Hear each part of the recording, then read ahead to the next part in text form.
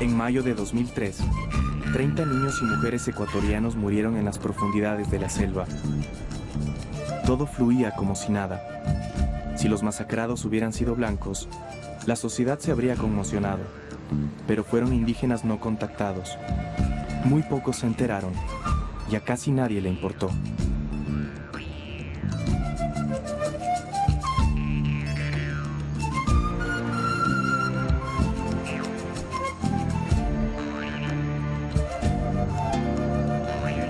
Esta es la historia de los pueblos ocultos. Empieza aquí, en el río Cononaco, en las profundidades de la Amazonía ecuatoriana. Muchos vemos a este lugar como uno de los pocos territorios de selva virgen que quedan en Ecuador. Pero esta selva dejó de ser virgen hace cientos de años.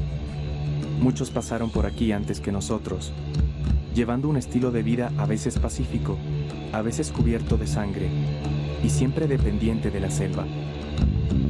La mayoría de ellos abandonaron estas tierras o desaparecieron, pero algunos todavía viven aquí. La selva es la protagonista principal de una historia incompleta, porque hoy, como siempre, hemos ignorado sus secretos, al punto de conocer más el territorio lunar que a los últimos habitantes amazónicos.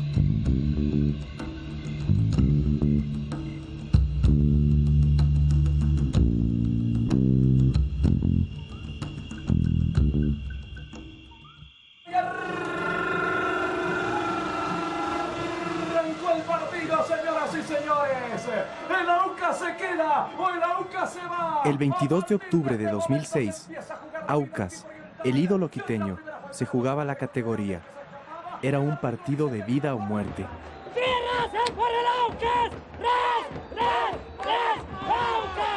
Los hinchas vivían con pasión la caída o la supervivencia de su equipo. A pesar del esfuerzo y las oraciones, el ídolo cayó. El Aucas vive en mi corazón y punto, soy auquista a muerte. Esa tarde, miles de hinchas escribían con lágrimas una página en la historia de su equipo, sin saber que la verdadera historia de los Aucas se ha escrito siempre con sangre. ¿Quiénes fueron los verdaderos Aucas? De repente esta cobija en el día como alfombra y en la noche como cobija. Esta es Coca, llamada también Francisco de Orellana, en el oriente ecuatoriano. Esta ciudad, ubicada junto al río Napo, se ha convertido en una potencia comercial y turística a partir del boom petrolero en los 70s. Pero hace apenas 50 años, se trataba solo de un caserío en plena selva. Colonos, hacendados y misioneros llegaron aquí sin saber que se estaban instalando en la frontera del territorio de los Aucas.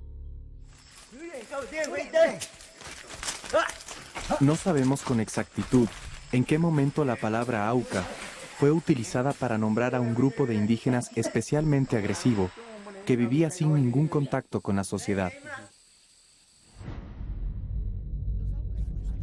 Relatos antiguos de quichuas y colonos prueban que Auca era un término ampliamente conocido hace más de 100 años.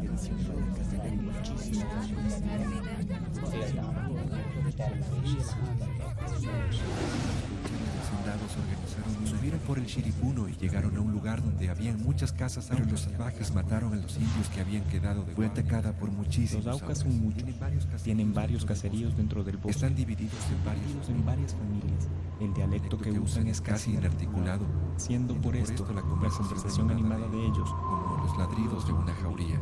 Viven completamente desnudos, forman hordas terribles en extremo, apartadas del trato de las demás tribus, aún de las infieles, entregados a la rapiña y al asalto. Auca es una palabra quichua que viene del tiempo de los incas. Llamaban así a todos los indígenas que se oponían a la autoridad real. El Auca no es una persona. Es un salvaje. Los Aucas sembraron el terror en la selva. Su idioma no se parecía a ningún otro conocido. Vivían en grupos relativamente pequeños, dispersos en un amplio territorio, y en muchos casos, con grandes rivalidades. Los guerreros morían tanto por las balas de los colonos, como por las lanzas de sus parientes. Matar era un acto más de cacería, y un Auca, mucho más que ningún otro indígena jamás conocido, era un cazador. Cuando uno les conoce, ellos pasan horas y horas y horas hablando solo de la caza. Y cuando ellos hablan de la caza, de pronto se ponen a hablar de otra caza y tú te das cuenta que están hablando de una caza humana y no hacen ninguna diferencia entre una y otra.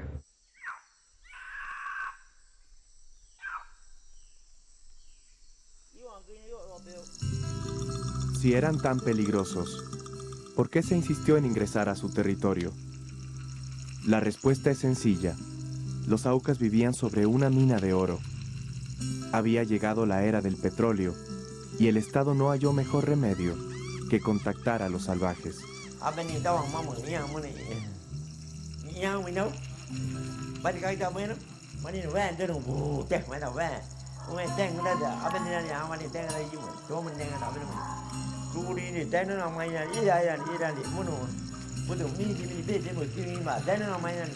Alguien había logrado descifrar el idioma de los Aucas.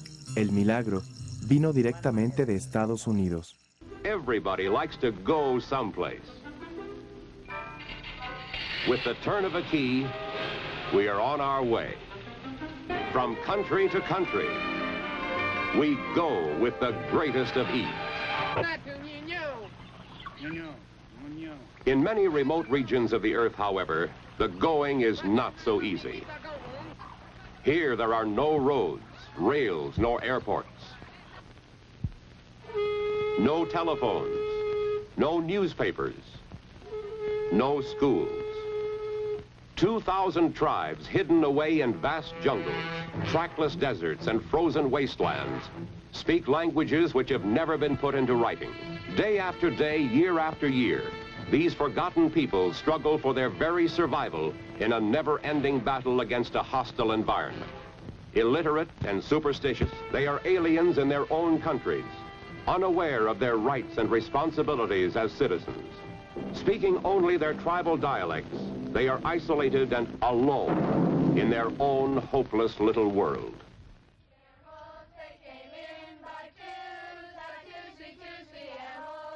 Este era el campamento del Instituto Lingüístico de Verano, o ILB, en la selva ecuatoriana, hace unos 40 años. Sus miembros pertenecían a confesiones del evangelismo fundamentalista. Llegaron en 1952, poco después de que Texaco descubriera petróleo en territorio Auca. Su misión era traducir la Biblia a todas las lenguas indígenas, pero el contacto con los Aucas les había sido imposible.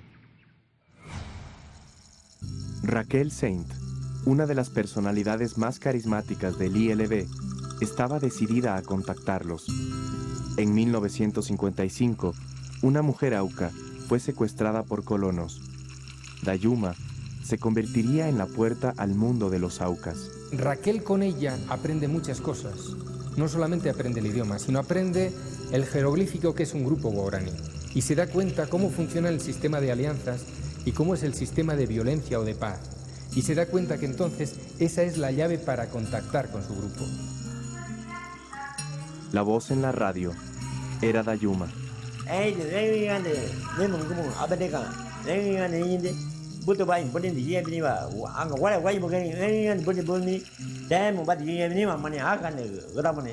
Por primera vez, conocimos el verdadero nombre de los mal llamados Aucas. Se había contactado a los Waorani.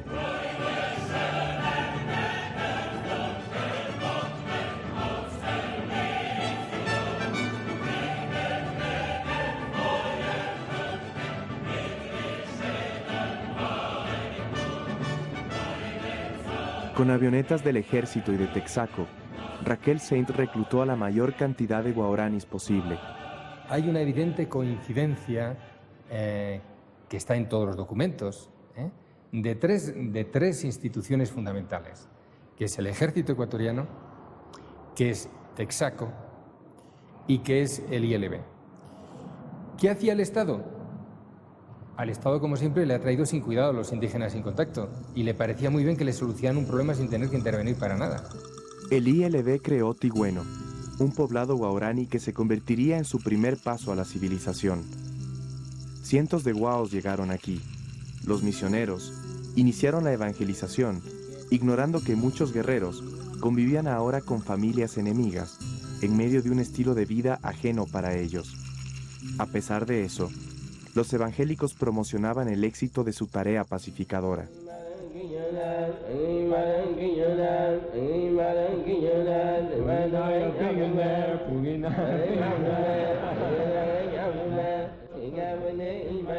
You can believe if you want to. They were exhibited on television and as the star attraction at evangelical rallies in many parts of the world. Casi 50 años después, se pueden evaluar los resultados.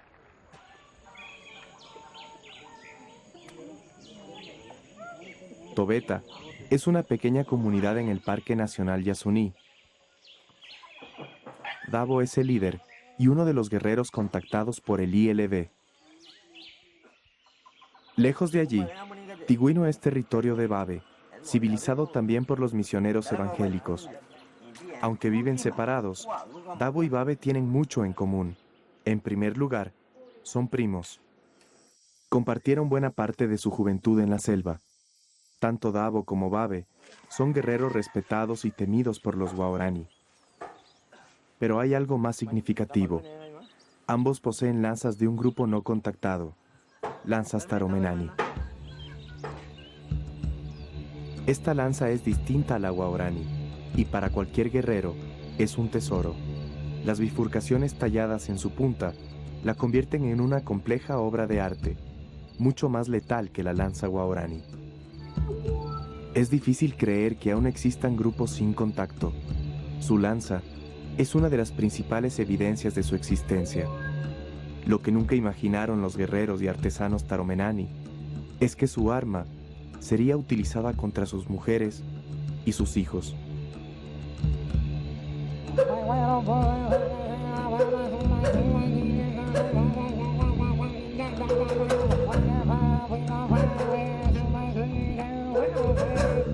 La historia de cómo esas lanzas llegaron a manos de Dabo y Babe revela su principal punto en común. Ambos participaron en la matanza del grupo Taromenani en 2003. Entonces, ¿qué pasó con la pacificación de los guaraní? La evangelización en realidad no resultó, y con la paulatina desintegración de Tigüeno, los guaos volvieron a sus tierras, pero la selva ya había sido ocupada.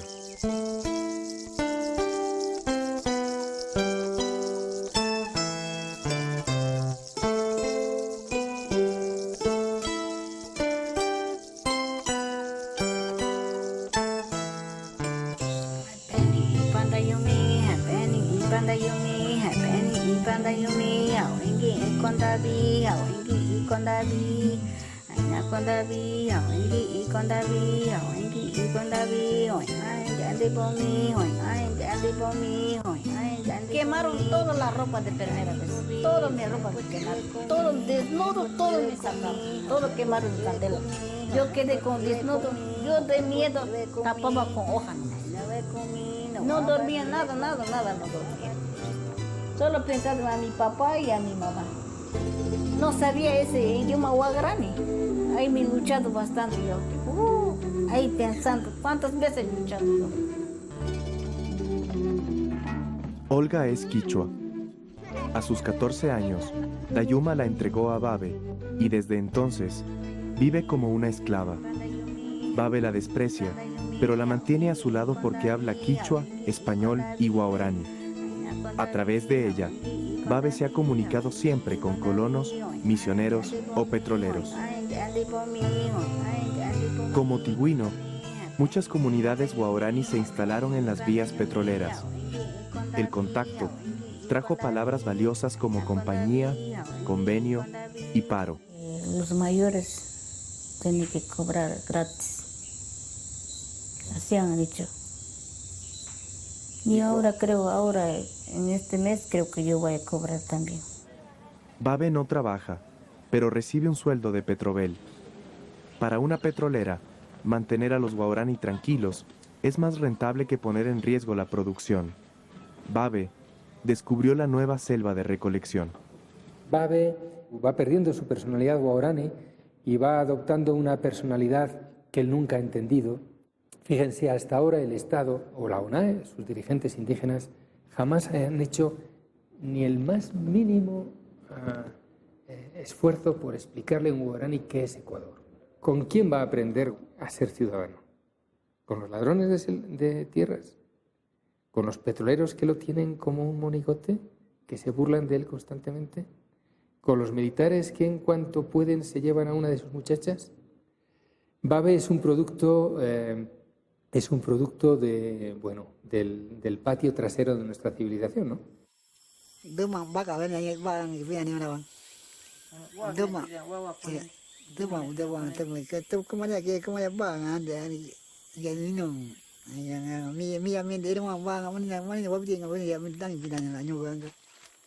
Davo sabe chantajear a Andes Petrol.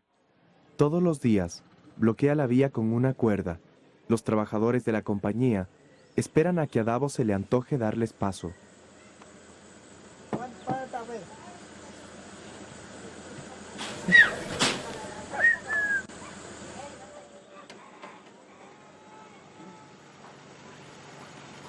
Muchas veces Davo pide regalos grandes, como una camioneta, aunque la mayoría de problemas se resuelven con Coca-Cola. 2 bolitas le traigo. Sí. Pero déjeme pasar. No, puta marica, no. vamos, sal que se cae. No te cortes tú, ya.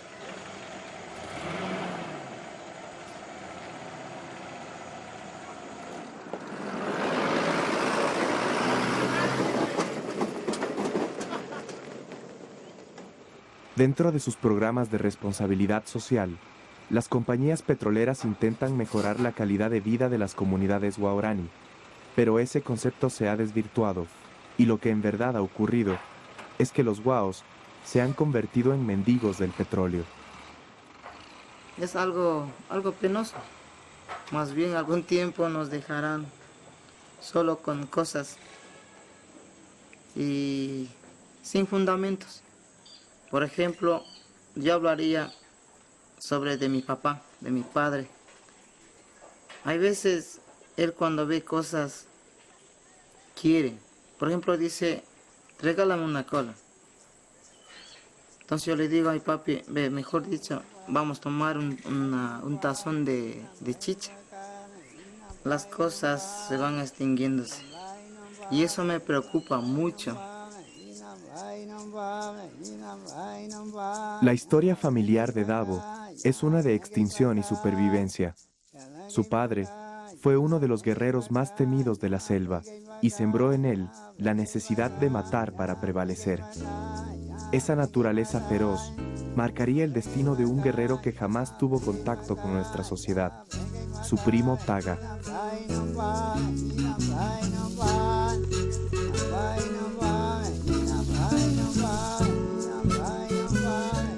Antes del ILB, Davo compartió su infancia con sus primos Babe y Taga. Ñigua era su padre y el líder del grupo. Kemompare, hermano de Ñigua, era el padre de Taga y junto a Ñigua, uno de los guerreros más fuertes. En 1958, colonos y misioneros se asentaron en las orillas del Napo, en lo que hoy es la ciudad del Coca. Al otro lado del río, vivían Ñigua y su grupo. Taga era el menor de sus primos, pero Davo lo recuerda como el más fuerte.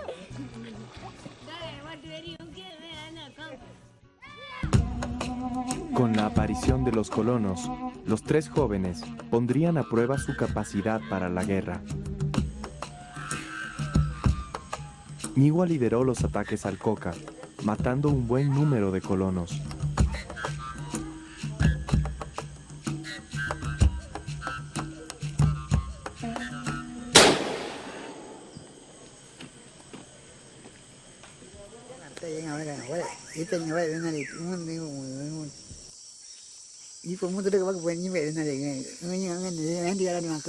Cuando matan a Ñigua, como siempre ocurre cuando muere relativamente joven un gran guerrero, se produce una conmoción interna muy fuerte en su grupo, hay una especie de pelea por el poder.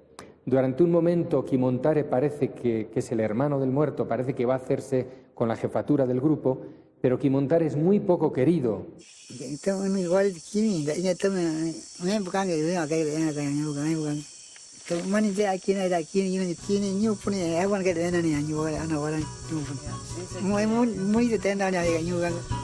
Davo intentó matar a Taga, que logró escapar, perdiéndose solo en la selva.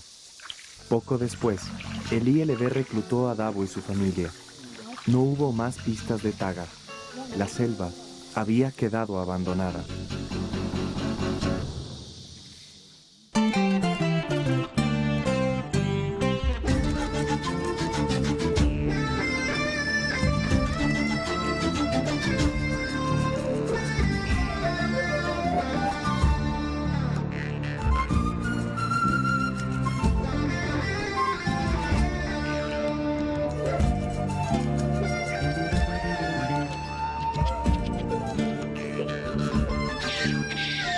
Esta enorme reducción, esta conquista, esta última y definitiva conquista de la selva que se hace siempre a base del territorio guaraní, es la que provoca todas las violencias hasta hoy. Sin que nadie lo espere, la selva reveló un secreto que se tomó la vida de 3 trabajadores petroleros. Eran los Tagaeri, el feroz grupo de Taga.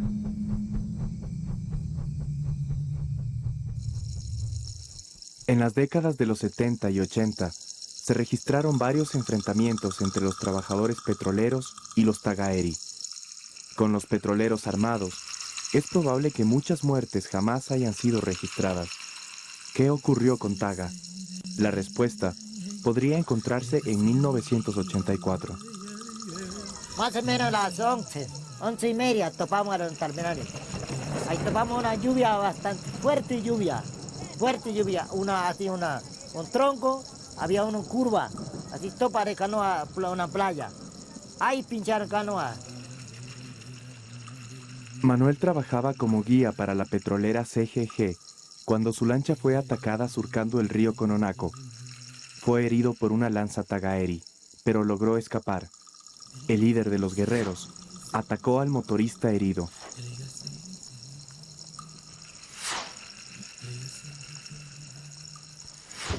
Primera no pegó, segunda pegar ya. De la última bala ya acabó ya. Ya ella, familia, todo llevó, se fueron ya. Aquel hombre, descrito como el mayor y más agresivo, se internó en la selva.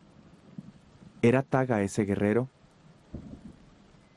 Pocos años antes, Monseñor Alejandro Lavaca intervino ante lo que parecía ser el exterminio de los Tagaeri.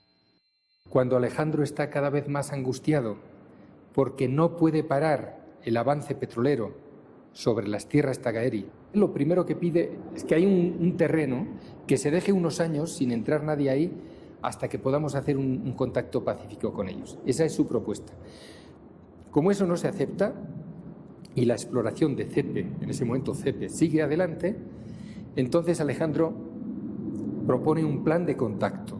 La Vaca llevaba algunos años visitando a un grupo guaraní que no tuvo mayor influencia del ILB.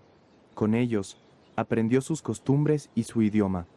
En 1987, localizó una casa Tagaeri. Sabía que un grupo influyente de CEPE pretendía su exterminio. La Vaca consiguió un helicóptero petrolero y, apremiado por las circunstancias, intentó el contacto junto a la hermana Inés Arango. Un obispo español, Monseñor Alejandro La Vaca, fue encontrado muerto hace unos días junto a una misionera colombiana. Él estaba completamente desnudo, tal como viven los indios aucas del río Iguasaní, y tenía en su cuerpo 65 heridas producidas por lanza. El helicóptero lo dejó a 200 metros de la casa Tagaeri, con la promesa de volver 2 horas después. Bueno, los petroleros nos dijeron que el piloto se perdió. ¿Cómo el piloto se va a perder en 5 minutos de helicóptero en una casa donde habían viajado 40 veces? No, no se perdió, sino que simplemente ellos tenían que hacer trasteos. Y dijeron, ¿para qué vamos a gastar 10 minutos de helicóptero? No gastaron. Ese es un detallito. Yo no se lo echo en cara, ¿eh? Simplemente es una muestra más de que, en definitiva, repito, a nadie interesa. A nadie ha interesado, ni los campesinos, ni los indígenas, ni los curitas que estaban con ellos. A nadie. Alejandro La Vaca murió en lo profundo de la selva, asesinado por hombres acostumbrados a vivir y a morir por las leyes de la naturaleza. Los misioneros capuchinos aún guardan una de las 18 lanzas que le quitaron la vida. Por mucho tiempo, los detalles de su muerte permanecieron como un misterio, pero eso cambió en 1992, cuando una mujer fue secuestrada. Babe me manda a uno de sus hijos para decirme, te hemos conseguido una mujer Tagaeri. Carne cruda comía, pero era bien gorda. Pelo tenía hasta aquí, bien simpática, como gringo.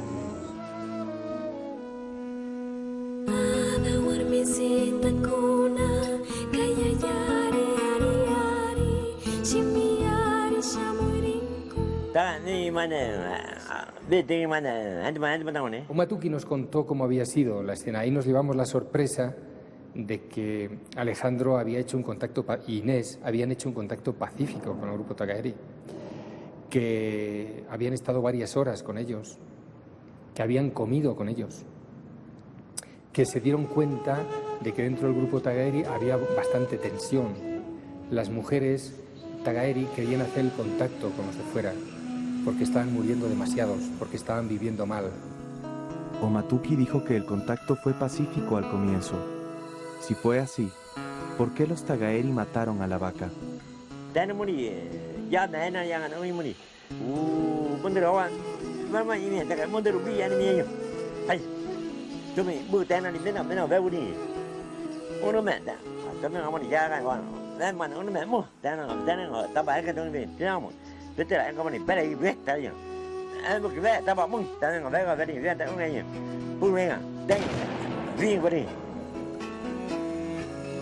Los Tagaeri aplicaron su ley. Alejandro e Inés pagaron por la muerte de Taga. Alejandro, como he dicho otras veces, se metió en un campo minado que él no conocía. Pero los petroleros sí lo conocían. Es decir, los petroleros nos negaban sistemáticamente la información. Omatuki aclaró algunos vacíos, pero había algo más revelador. Aseguraba no ser Tagaeri.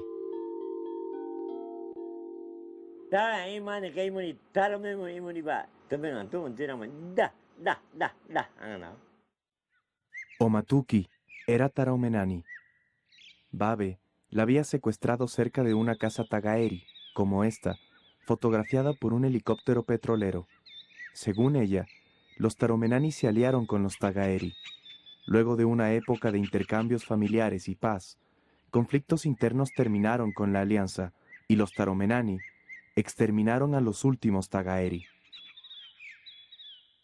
El disparo de una bala hace 50 años determinó el nacimiento y la desaparición de los Tagaeri. Es probable que el mayor temor de Alejandro Lavaca se haya cristalizado. Si esas fueron las consecuencias de un disparo, ¿cuáles serían las del secuestro de Omatuki? Raptar a una mujer es un acto de guerra declarada, ¿no? Pero claro, también me parecía enormemente peligroso el acto de devolución. Y yo hablé con él un buen rato cómo hacerlo, ¿no? Y Babe quedó de acuerdo en cómo hacerlo. Y naturalmente luego hizo todo lo contrario.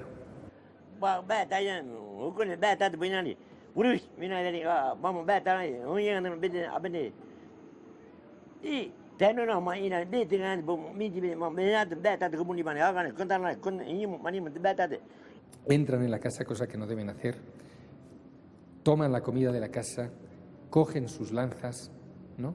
Es decir, roban la casa. Y en un momento de esos, Omatuki se les corre.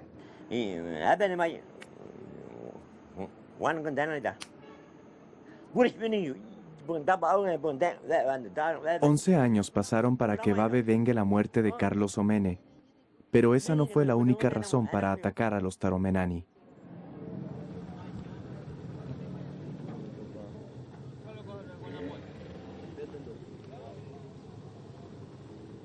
El territorio guaurani había sido invadido por una nueva clase de predadores, los madereros. Babe empezó a ganar dinero por cada bloque de cedro extraído del Parque Nacional Yasuní. Pero el cedro empezó a escasear y los madereros se internaron cada vez más profundo, llegando a territorio taromenani. Un ataque pondría en peligro el negocio de Babe. Él planificó el asalto. Sabía la ubicación de la casa Taromenani porque la había observado desde los helicópteros. Contaba también con el combustible que normalmente le entregaba la compañía, además de dinero y armas suficientes, regaladas por los madereros. En una tierra de impunidad, Babe tuvo el camino libre.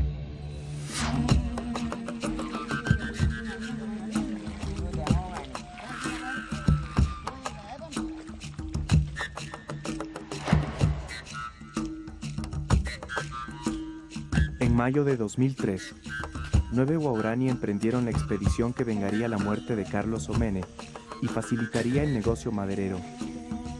Babe no fue parte del grupo atacante, argumentando que estaba demasiado viejo para ir.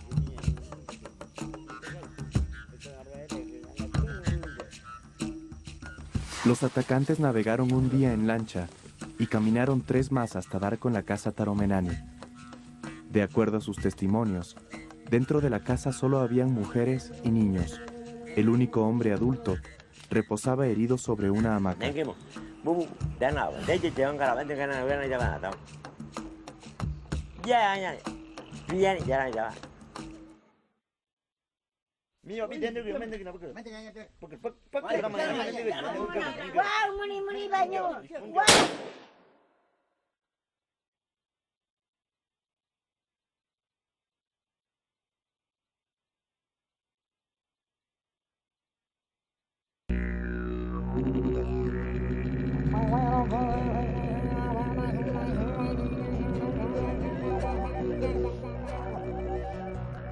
¿Dónde nace el odio? ¿Cómo llegó a un sitio tan remoto?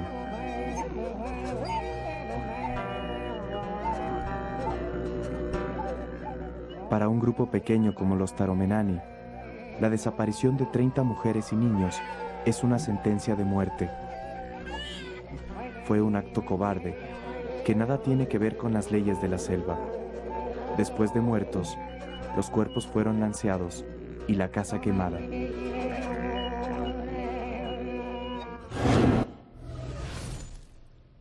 Carlos Palacios fue el único periodista de televisión que llegó hasta la comunidad de Tigüino, varios de cuyos miembros se enfrentaron con los de la comunidad de Taromenani. Los jefes de los Tigüino no quieren que vayan ni la policía ni los militares a investigar esta matanza. Queremos estar tranquilidad, estar buenas personas respetando unos a otros. No queremos venga de la policía, de militares, queremos venga de resolución del funcionario, que consejos, con los hijos, no queremos vaya a terminar el juicio, no queremos pasar Cultura guaraní, así era nuestro abuelo, luchaba por el enemigo, por lo que mataba a su padre, pero ahora ahí quedamos. En el enfrentamiento, los tigüinos mataron a 10 mujeres, 4 hombres adultos y 5 niños, entre los que se encontraba Taramenane, jefe de los Taramenane, cuya cabeza llevaron hasta su comunidad como señal de haber ganado el enfrentamiento. ¿En qué país se saca en andas a los asesinos? ¿En qué país se fotografían como los grandes héroes a los asesinos de mujeres y de niños del mayor crimen que ha ocurrido en Ecuador en muchos, muchos años? Y nadie, ni los obispos dijeron nada, nada. Yo decía, ¿cómo puede actuar esto educativamente entre los guaraní?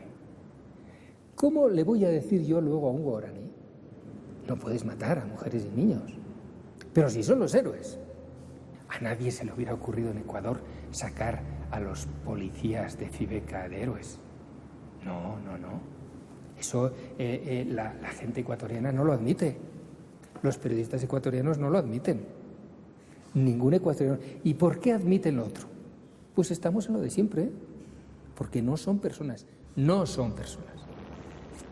Varios días después, el escándalo mediático obligó a militares y policías a organizar un vuelo que recogiera evidencias en la casa Taromenani. Participaron del reconocimiento dirigentes de la ONAE, principal organización del pueblo guaraní, y el fiscal de Pastaza, Marco Vargas.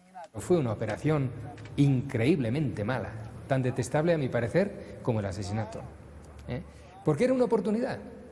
Es decir, ahí ya no causábamos ningún daño, porque otro tipo de conocimiento no lo puedes causar sin daño. Porque les influyes, bajas hasta ellos, les obligas, pero ahí no, ahí ya no hacíamos daño.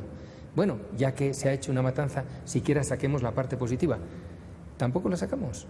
El fiscal declara que no puede hacer las investigaciones porque a los indígenas se les quemaron las cédulas. Tal vez no se entienda o el señor se quiera reír del prójimo. Cuando hablamos de pueblos no contactados, son justamente eso. Los señores no están cedulados. La ONAE argumentó que la matanza obedecía a sus leyes y que no le correspondía intervenir al Estado. Y el Estado no intervino. Como si no se tratara de un problema de los Taromenani, la sociedad trató el tema como un asunto guaraní. La ONAE decidió el perdón de los asesinos siempre y cuando se comprometan a no continuar la guerra, y por ser la primera vez. Pero ¿qué harían los Taromenani después de la agresión?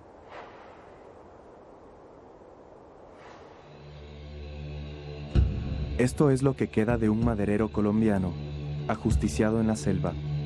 Los Taromenani dejaron con vida a los hombres que lo acompañaban, probablemente para que adviertan a los demás y no se vuelva a violar su territorio.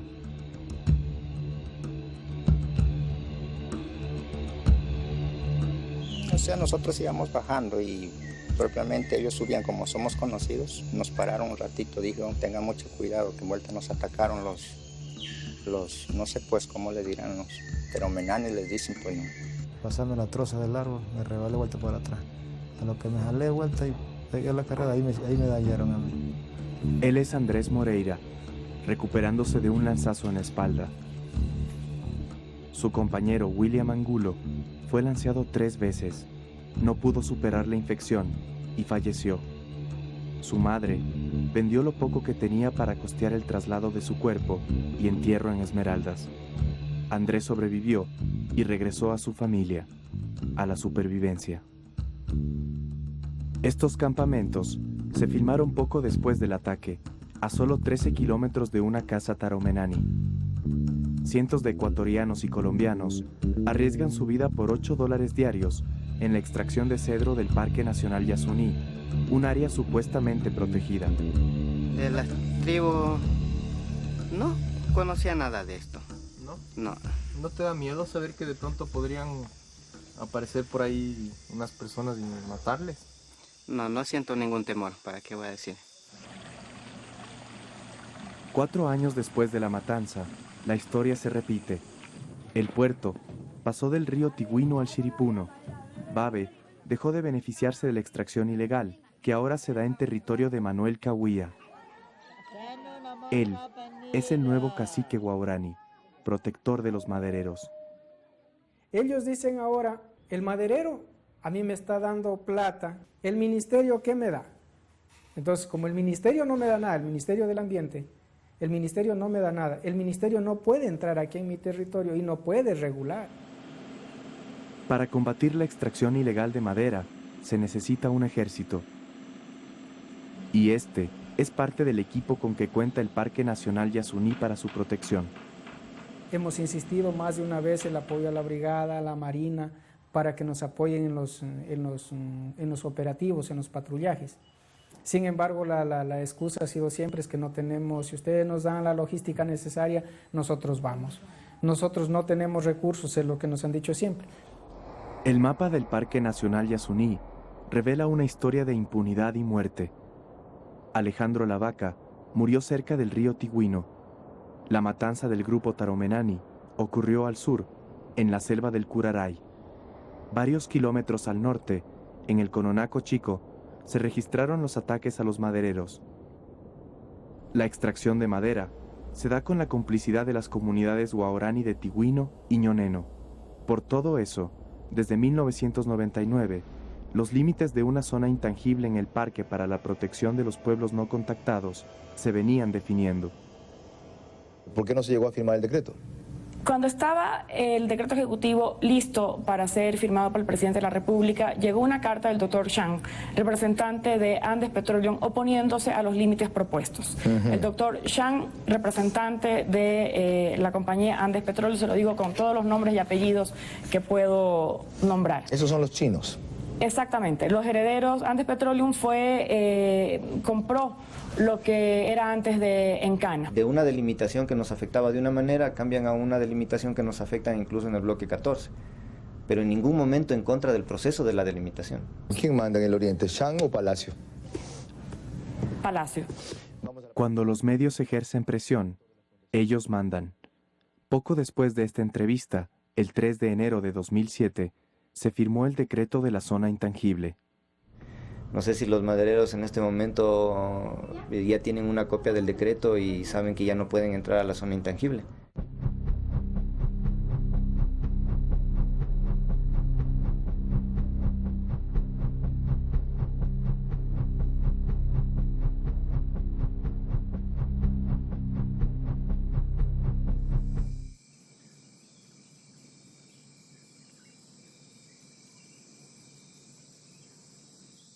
Niños de la Nacional Guaraní, ¿por qué viven enfermos, con fiebre, dolor de cabeza? Por el río que está bajando contaminación. El derrame del Pozo 8 de Petroproducción obligó a la comunidad de Ñoneno a bloquear la vía, complicando las tareas de Petrobel y Petroecuador. En un país de paros, los guaurani aprendieron perfectamente su utilidad. Esta comunidad de 25 familias tenemos a dónde va a vivir, cómo va petróleo, Petroproducción, la mandaron, toda Petroproducción de la me manda, no me manda, pero el gobierno no la ayudar. Pero este paro tenía un detalle particular. Los guaurani protestaban con lanzas taromenani. Caruen, sí. Él trajo 14 lanzas. Pocos días después de filmar estas imágenes, se corrió el rumor de que Manuel Cahuilla había ingresado a la selva para vengar a los madereros. El escándalo fue nacional.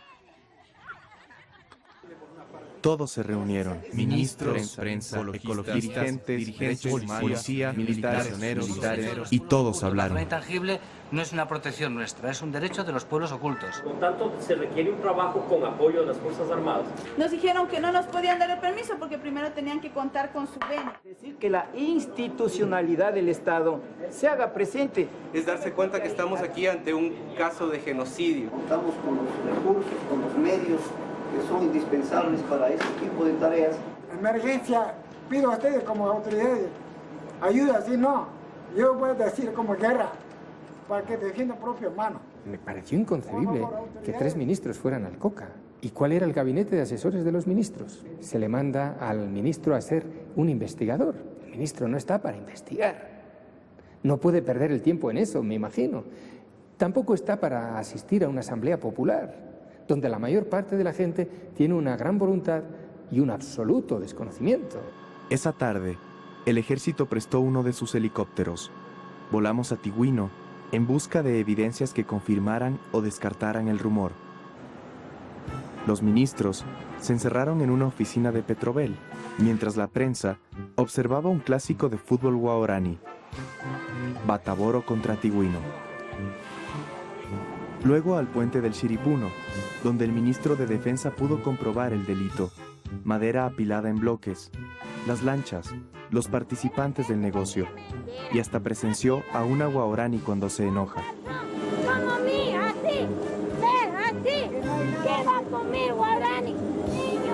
Después del show, todos regresaron a Quito. Jamás se confirmó o descartó la matanza. Algunos días después, los guaraní impidieron a 5 soldados desarmados realizar un decomiso de madera. Y eso fue todo.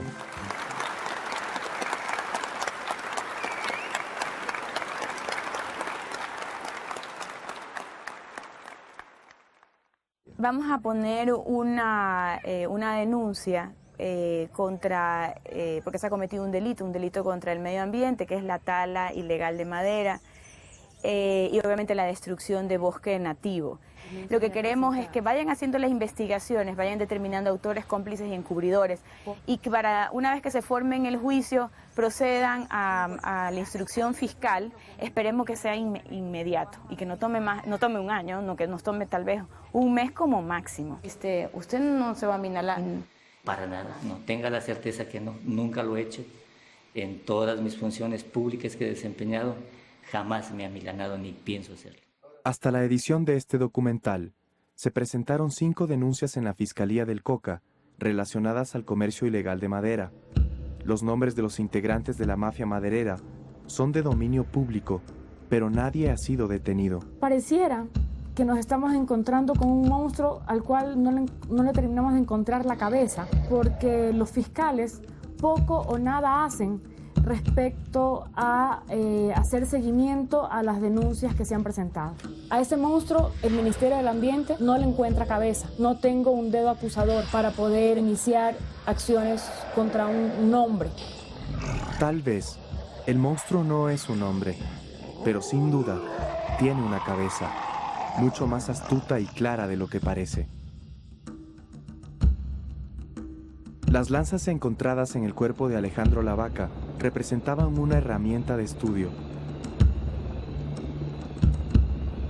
pero fueron repartidas como un souvenir entre los soldados. ¿Por qué el ejército no investigó o compartió información vinculada al hallazgo del cuerpo de Alejandro Lavaca en 1987? El ejército organizó el sobrevuelo para levantar evidencias del asesinato de los Taromenani en 2003. Acudieron representantes de los asesinos y un fiscal más interesado en fotografiarse que en las evidencias. ¿Por qué el ejército no incluyó a ningún experto en aquella operación? Y le dije al señor comandante en ese entonces, el coronel Fuertes, le dije: vea, señor comandante, yo trabajo para el Parque Nacional Yasuní. En el parque me están robando la madera, porque esa es la palabra. Y yo necesito llegar allá y cogerle al infractor. Me dijo: vea, lamentablemente esa no es mi responsabilidad. Lo mío es cuidar la soberanía nacional. El ejército dice que no tiene recursos para detener el comercio ilegal de madera. Pero entonces, ¿por qué sí los tiene para frenar un paro a pocos metros del puerto maderero? Operaciones ineficaces, secretismo, sobrevuelos que no cambian nada y mentiras son algunas evidencias que delatan la cabeza del monstruo. El ejército es el principal representante de un Estado que brilla por su ausencia. Para los uniformados, la soberanía radica en la industria petrolera, su razón de ser, su prioridad en la selva. Yo vi entonces lo que es la superioridad amable, ¿no? que es la muerte helada. Es decir, yo soy enormemente amable contigo, me han educado para... soy así, ¿no? Me han educado para esto, pero tú te puedes morir y yo seguiré sonriendo exactamente igual.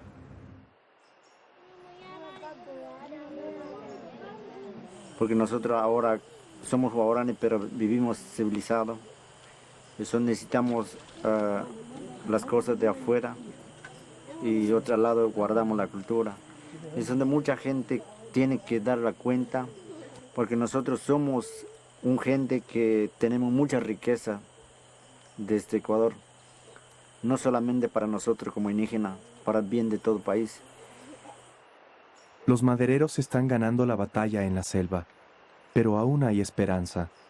La comunidad guaraní de Bameno no está cerca de ninguna compañía petrolera y es un ejemplo de conservación y supervivencia de los clanes amazónicos. A mí me puede pagar como $20,000 por hoy día para explotarle 5,000 árboles. Y después de un año si explotan, si deja y ¿cuándo puede encontrar lo que era cedro grande? Y nunca jamás. Estamos guardando esta comunidad para que la comunidad que guarde su cultura, porque un día puede venir mucha gente de otro mundo que puede venir a conocerle la cultura. Porque nuestro hijo tenemos que mostrar cómo hacer la flecha, cómo hacer su cacería, tenemos que mostrar en el centro para que no pierda y que habla su lengua guaraní. Sin apoyo ni presencia del Estado, Bameno podría sucumbir ante la tentación de la madera y con ella la gradual desaparición de su cultura.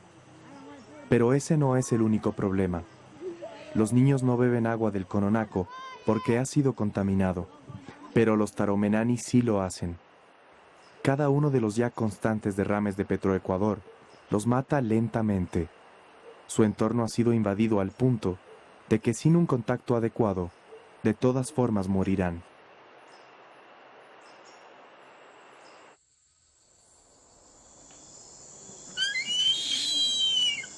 Poco antes de terminar nuestro viaje, filmamos un águila capturada por los guaraní. Es una de las aves más raras y bellas que hemos visto.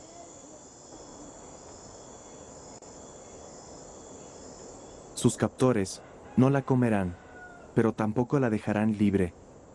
Morirá atada, como un símbolo de superioridad del hombre sobre la naturaleza.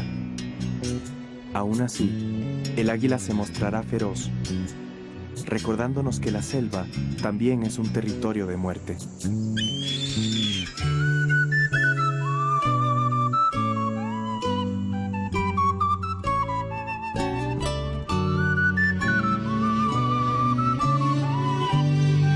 Uno podría pensar que la vida de 300 personas sin contacto no es una prioridad, que más gente muere en las ciudades, que tenemos problemas más urgentes que resolver.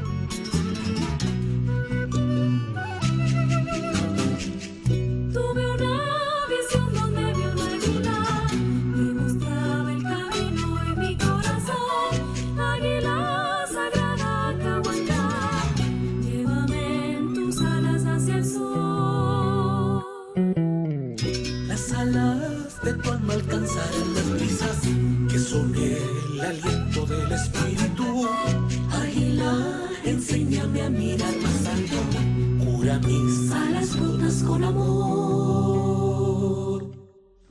La historia de los pueblos ocultos sigue siendo un misterio que tal vez nunca se revele, porque hablar de ellos es hablar de nuestra capacidad para destruir y luego olvidar. Es hablar de nosotros, de una sociedad inmóvil ante el exterminio de sus tesoros.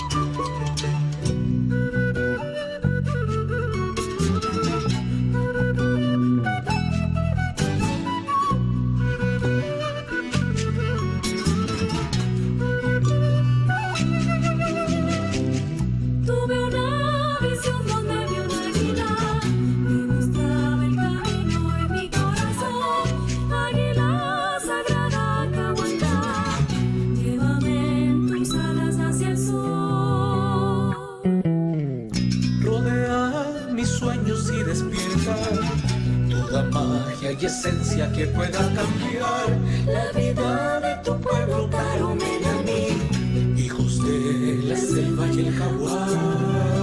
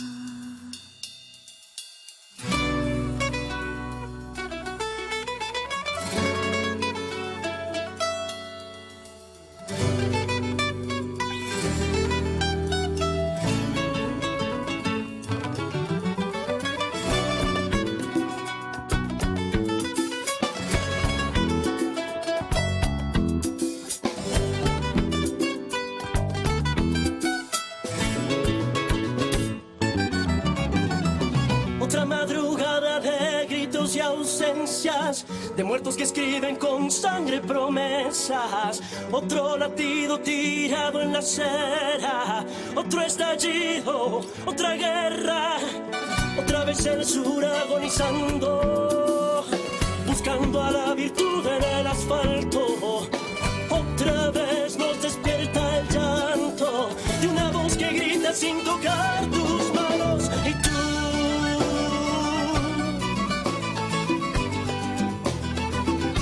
que te quedas silente porque no hacemos nada cuando muere la gente. Y tú que me miras distante, tan ajeno al dolor, al frío, al hambre.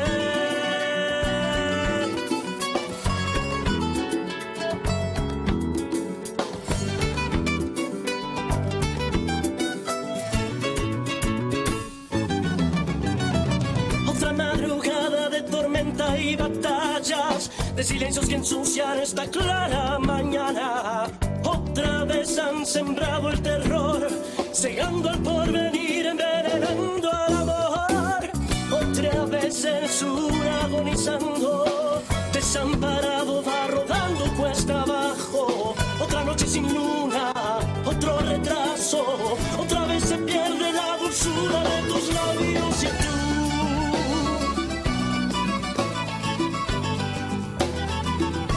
que te quedas silente porque no hacemos nada cuando muere la gente. Y tú que me miras distante, tan ajeno al dolor, al frío, al hambre.